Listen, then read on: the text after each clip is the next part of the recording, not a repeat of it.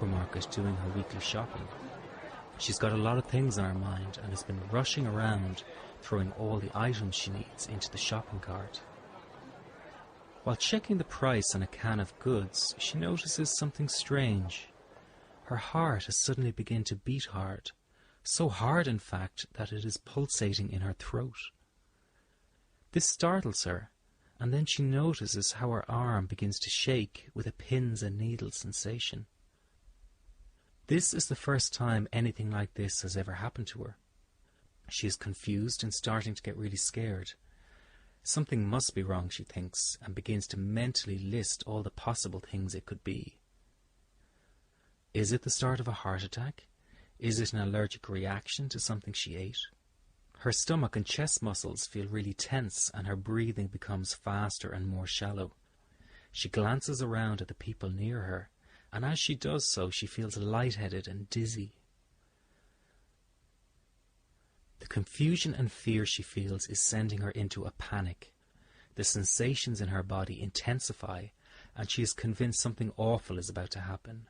She feels a need to get outside and leaves her shopping cart full of goods behind as she walks slowly towards the exit.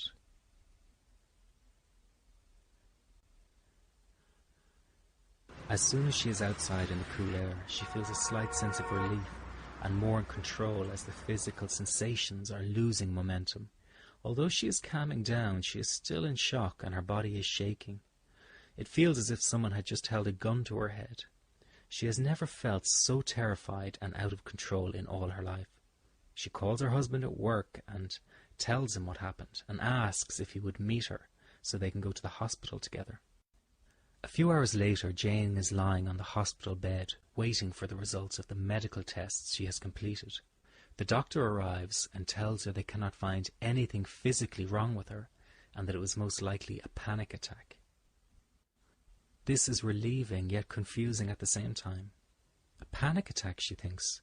She remembers an aunt that experienced panic attacks, but never really understood what that meant, and certainly never imagined it felt as scary as what she just went through. Glad that nothing is physically wrong, she checks out of the hospital and goes home.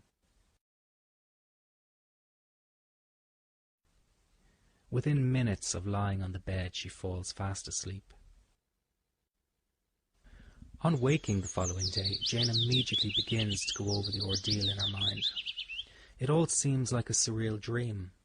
By lunchtime, she is already second-guessing the medical tests and convinces herself that something was missed and that there must be something more serious than anxiety involved. Days pass and she cannot stop thinking about what happened in the supermarket.